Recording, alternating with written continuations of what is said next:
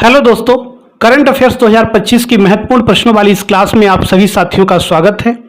तो दोस्तों, अगर आप यूपीपीसीएस, आरओ या अन्य किसी प्रतियोगी परीक्षा की तैयारी कर रहे हैं तो आपके लिए ये क्लास बेहद महत्वपूर्ण होने वाली है, क्योंकि हमने इस क्लास में करंट अफेयर्स 2025 से संबंधित बहुत ही महत्वपूर्ण प्रश्नों को इसमें शामिल किया है और इस प्रकार की 5 क्लासेस हम करा चुके हैं और ये आज की 6वीं क्लास है। तो अभी जो भी क्लासेस हम करा चुके हैं वो सभी आपके लिए बेहद महत्वपूर्ण हैं। उन सभी क्लासेस को आप एक बार देख जाइए और आगे आने वाली जो भी हमारी क्लासेस हैं वो सभी आपके लिए बेहद महत्वपूर्ण होने वाली हैं। तो आइए देखते हैं कि आज की क्लास का पहला क्वेश्चन क्या है। दोस्तों, पहला क्वेश्चन है, हाल ही में भारत किस देश से K9 तोपों का आयात करेगा? ऑप्शन दिए गए हैं। ए ऑप्शन है दक्षिण कोरिया, बी ऑप्शन है इजराइल, सी ऑप्शन अमेरिका और डी ऑप्शन रूस। तो कौन सा सही हो जाएगा? K9 तोपों का आयात भारत किस देश से करेगा? तो ऑप्शन आपका सही हो जाएगा ए ऑप्शन दक्षिण कोरिया। ठीक है, चलिए आगे चलते हैं क्वेश्चन नंबर 2 पर। यह रहा क्वेश्चन नंबर 2। क्वेश्चन नंबर 2 कह रहा है, निम्नलिखित कथनों पर विचार करें। पहला कथन है, अभी हाल ही में हंगरी के प्रधानमंत्री विक्टर ओर्बन ने घोषणा की कि उनका देश अंतर्राष्ट्रीय आपराधिक न्यायालय से हट रहा है। दूसरा कथन है, हंगरी अंतर्राष्ट्रीय आपराधिक न्यायालय से हटने वाला पहला यूरोपीय देश है। आपसे पूछा गया उपर्युक्त में से कौन सा या से सही है या है। तो आपसे सही कथन का चुनाव करने के लिए कहा गया है, तो कौन सा सही हो जाएगा दोस्तों, बताइए।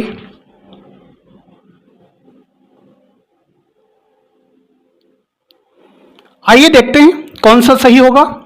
पहला कथन कह रहा है कि अभी हाल ही में हंगरी के प्रधानमंत्री विक्टर ओर्बन ने घोषणा की कि उनका देश अंतर्राष्ट्रीय आपराधिक न्यायालय से हट रहा है।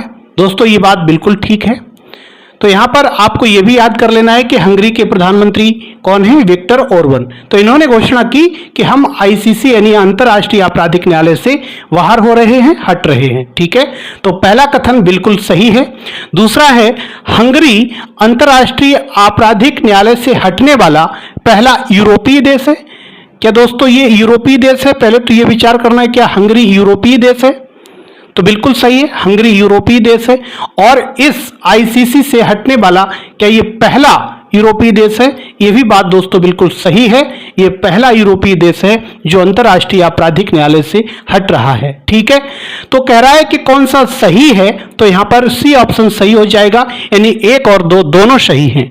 ठीक है, आगे चलते हैं क्वेश्चन नंबर 3 की तरफ। तो ये रहा क्वेश्चन नंबर 3।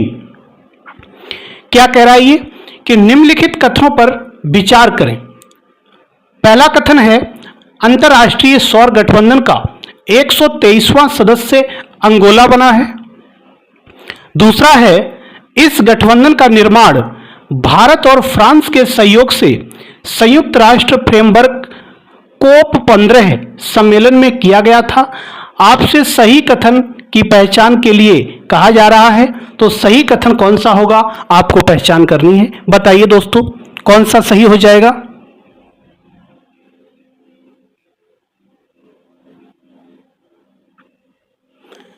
आइए देखते हैं कौन सा सही होगा। दोस्तों, पहला कथन है कि अंतर्राष्ट्रीय सौर गठबंधन का 123वां सदस्य अंगोला बना है। क्या दोस्तों 123वां सदस्य अंगोला बना है?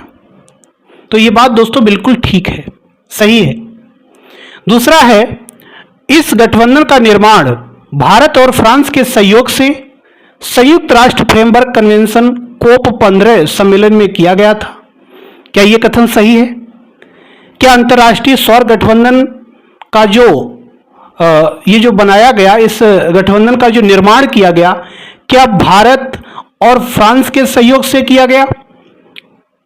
तो दोस्तों ये बात बिल्कुल सही है कि भारत और फ्रांस के सहयोग से इस गठबंधन को बनाया गया। अच्छा, क्या इसका निर्माण कोप 15 में किया गया था? तो दोस्तों ये बात गलत है। इसका निर्माण कोप 15 में नहीं, इसका निर्माण कोप 21 में किया गया था। किस में किया गया? कोप 21 में। और कब किया गया? 2015 में। ठीक है, ये बात आपको ध्यान रखनी है। तो ये वाला गलत हो जाएगा। क्यों? क्योंकि यहां कोप 15 की जगह पर कोप 21 होना चाहिए। ठीक है, तो ये गलत हो जाएगा। तो कह रहा है कि कौन सा सही है, तो केवल कथन एक सही है, इसलिए ऑप्शन ए सही हो जाएगा। ठीक है, आगे चलते हैं अगले प्रश्न पर। प्रश्न नंबर 4। तो ये रहा क्वेश्चन नंबर 4। कह रहा है कि निम्नलिखित कथनों पर विचार करें। पहला कथन है, अभी हाल ही में यूनाइटेड किंगडम ने चागोस द्वीप पर संप्रभुता को मालदीव को सौंपने का निर्णय लिया। दूसरा है, चागोस द्वीप 1814 ईस्वी से ब्रिटिश नियंत्रण में था। तो कह रहा है कि कौन सा कथन सही होगा? सही कथन चुनना है। बताइए दोस्तों, कौन सा सही हो जाएगा? आइए देखते हैं कौन सा सही होगा।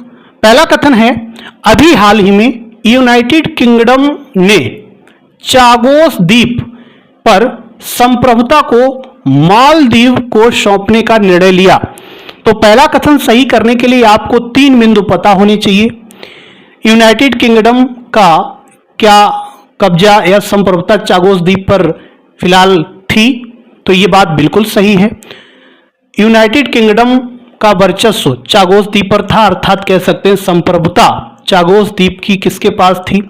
यूनाइटेड किंगडम के पास। तो क्या यूनाइटेड किंगडम चागोस द्वीप को मालदीव को सौंप देगा? चागोस द्वीप की जो संप्रभुता है क्या मालदीव को सौंपेगा? तो दोस्तों ये बात गलत है। मालदीव को नहीं सौंपेगा। ये किसको सौंपेगा? मॉरिशस को। किसको सौंपेगा?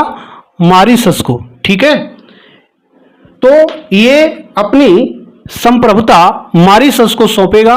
और कह रहा है कि चागोस द्वीप 1814 ईस्वी से ब्रिटिश नियंत्रण में था। बिल्कुल सही है दोस्तों, ये बात सही है। ब्रिटिश नियंत्रण में कब से था ये चागोस द्वीप? 1814 से। ठीक है, तो ये बात सही है। पहला वाला कथन गलत है। क्यों गलत है? क्योंकि यहां मालदीव नहीं होना चाहिए, यहां पर क्या होना चाहिए? मॉरिशस होना चाहिए। बाद बाकी चीजें सब ठीक है। ठीक है, तो इसका कौन सा सही हो जाएगा उत्तर? कह रहा है कि कौन सा सही है, तो दूसरा कथन केवल सही है।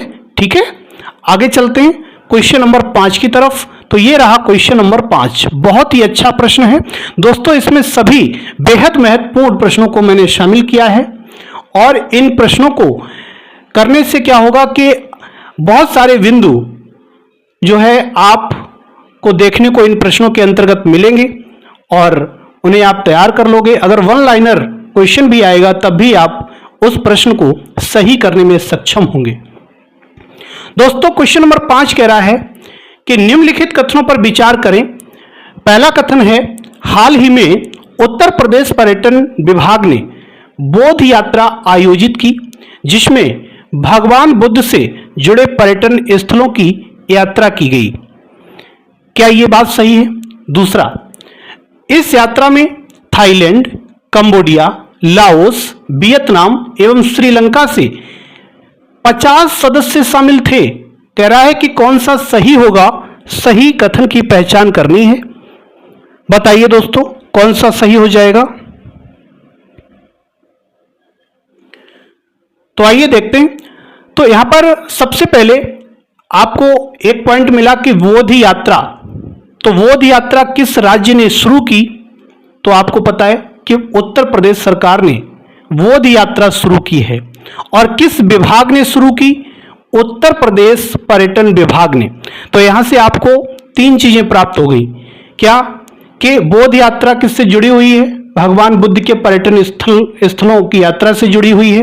किस विभाग ने शुरू की? उत्तर प्रदेश पर्यटन विभाग ने। ठीक है, और राज्य अगर पूछा जाए तो राज्य भी आपको याद हो गया। तो आप बताइए, क्या वन लाइनर क्वेश्चन आएगा कि बौद्ध यात्रा किस राज्य ने शुरू की, तो क्या आप नहीं कर पाओगे? बिल्कुल कर लोगे। अगर कोई विभाग पूछ ले कि भाई किस विभाग के द्वारा यह शुरू की गई, तो क्या आप नहीं कर पाओगे? बिल्कुल कर लोगे, उत्तर प्रदेश पर्यटन विभाग। ठीक है, तो मेरा उद्देश्य है कि इसमें इंपॉर्टेंट बिंदुओं को जोड़ना, जिससे कि अगर आपका वन लाइनर भी आए तो आप उसे कर सको। ठीक है, तो पहला कथन आपका बिल्कुल सही हो जाएगा, क्योंकि बोध यात्रा उत्तर प्रदेश पर्यटन विभाग ने शुरू की है। और ये क्यों शुरू की गई? भगवान बुद्ध से जुड़े पर्यटन स्थलों की इसमें यात्रा की गई है। ठीक है, दूसरा कथन है कि इस यात्रा में थाईलैंड, कंबोडिया, लाओस, वियतनाम एवं श्रीलंका से 50 सदस्य शामिल थे। मतलब हर जगह से 10-10 सदस्य शामिल थे, तो कितने हो गए? 50। ये बात तो ठीक है, 50 सदस्य शामिल थे, लेकिन दोस्तों इनमें श्रीलंका के सदस्य शामिल नहीं थे। ये बात गलत है, श्रीलंका के सदस्य शामिल नहीं थे, म्यांमार के, कहां के? म्यांमार के शामिल थे। तो कह सकते हैं कि थाईलैंड, कंबोडिया, लाओस, वियतनाम और म्यांमार के 50 सदस्य शामिल थे, ना कि श्रीलंका के। ठीक है, तो यह गलत हो जाएगा। तो कह रहा है कि कौन सा कथन सही है, तो केवल कथन एक सही हो जाएगा दोस्तों। ठीक है, आगे बढ़ें, आगे चलते हैं क्वेश्चन नंबर 6 की तरफ। तो ये रहा क्वेश्चन नंबर 6। यह कह रहा है कि निम्नलिखित कथनों पर विचार करें। पहला कथन है कि हाल ही में memory of the world register में भारत के 2 प्राचीन ग्रंथ नाट्यशास्त्र और श्रीमद्भागवत गीता को शामिल किया गया है।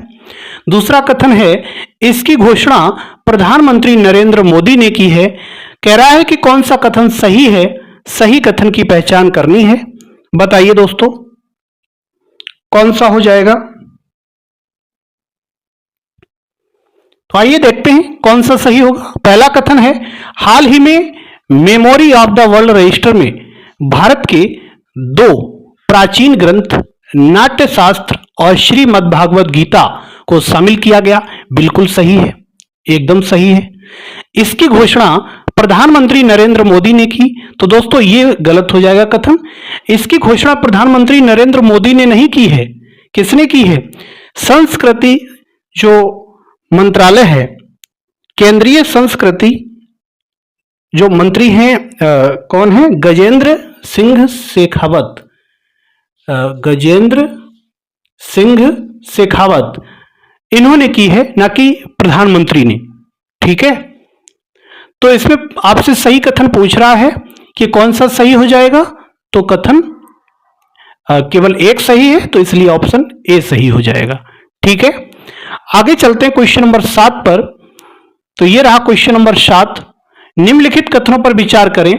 पहला कथन है अभी हाल ही में अंतर्राष्ट्रीय सीमाओं के पार लॉन्ड्रिंग संपत्ति पर नजर रखने के उद्देश्य से इंटरपोल ने अपना पहला सिल्वर नोटिस जारी किया है। दूसरा कथन है यह सिल्वर नोटिस भारत के अनुरोध पर जारी किया गया है। कौन सा सही है? दोस्तों बहुत ही इंपॉर्टेंट प्रश्न है। कह रहा है कि कौन सा सही है, आपको सही कथन बताना है। तो पहला कथन क्या कह रहा है कि हाल ही में अंतर्राष्ट्रीय सीमाओं के पार लॉन्ड्रिंग संपत्ति, मतलब जो काला धन है उसको सफेद बनाना, लॉन्ड्रिंग संपत्ति पर नजर रखने के उद्देश्य से इंटरपोल ने अपना पहला सिल्वर नोटिस, इस पर ध्यान देना इन शब्दों पर, इंटरपोल ने पहला सिल्वर नोटिस जारी किया है। बिल्कुल सही है। ठीक है, यह सिल्वर नोटिस भारत के अनुरोध पर जारी किया गया। क्या ये दोस्तों सिल्वर नोटिस भारत के अनुरोध पर जारी किया गया है? क्या यह बात सही है? तो दोस्तों ये बात गलत है, ये इटली के अनुरोध पर किया गया है। इटली के अनुरोध पर किया गया है, ना कि भारत के अनुरोध पर। तो ये गलत हो जाएगा। तो इसमें कौन सा सही हो जाएगा? ऑप्शन ए सही हो जाएगा। ठीक है, आगे चलते हैं क्वेश्चन नंबर 8 की तरफ। तो ये रहा क्वेश्चन नंबर 8। चीन के बेल्ट एंड रोड इनिशिएटिव में अपनी भागीदारी को नवीनीकृत नहीं करने का फैसला किस पहले लैटिन अमेरिकी देश ने किया है? ऑप्शन पहला दिया गया Nicaragua, B option Panama, C option Guatemala, D option Honduras. तो बताइए दोस्तों कौन सा सही हो जाएगा? चीन के बेल्ट एंड रोड इनिशिएटिव में अपनी भागीदारी को नवीनीकृत नहीं करने का फैसला किस पहले लैटिन अमेरिकी देश ने किया है? मतलब कह सकते हैं कि बेल्ट एंड रोड इनिशिएटिव से हटने का फैसला किया है एक तरह से माने तो। ठीक है। तो जो चीन की ये बेल्ट एंड रोड इनिशिएटिव जो योजना है, इससे हटने का फैसला किसने किया है? तो इसका सही उत्तर हो जाएगा ऑप्शन बी, पनामा ने। ठीक है, आगे चलते हैं क्वेश्चन नंबर 9 की तरफ। तो ये रहा क्वेश्चन नंबर 9। हाल ही में मुख्य अनाज की ऊंची कीमतों को स्थिर करने हेतु किस देश ने चावल के संबंध में खाद्य सुरक्षा आपातकाल की घोषणा की? Option A Myanmar, B Indonesia, C option Philippines और डी ऑप्शन वियतनाम। बताइए दोस्तों, कौन सा ऑप्शन हो जाएगा? हाल ही में मुख्य अनाज की ऊंची कीमतों को स्थिर करने हेतु किस देश ने चावल के संबंध में खाद्य सुरक्षा आपातकाल की घोषणा की? तो इसका सही उत्तर हो जाएगा ऑप्शन सी, फिलीपींस। ठीक है, आगे चलते हैं और आज की क्लास का अंतिम क्वेश्चन, क्वेश्चन नंबर 10। हाल ही में एआई जनरेटेड बाल एवं शोषण सामग्री को किस देश ने अपराध घोषित किया है? A option France, B option America, C option Australia और डी ऑप्शन ब्रिटेन। तो बताइए दोस्तों, क्या सही हो जाएगा? हाल ही में एआई जनरेटेड बाल एवं शोषण सामग्री को किस देश ने अपराध घोषित किया है? तो ऑप्शन डी सही हो जाएगा, ब्रिटेन ने। ठीक है, तो ये हो गए आज की क्लास के 10 महत्वपूर्ण प्रश्न, और आशा करते हैं कि आपको क्लास अच्छी लगी होगी। क्लास को लाइक जरूर करें, अपने दोस्तों में भी क्लास को शेयर करें, जिससे कि उन्हें भी इस क्लास का फायदा मिल सके। और मिलते हैं फिर कल नई क्लास में, तब तक के लिए नमस्कार।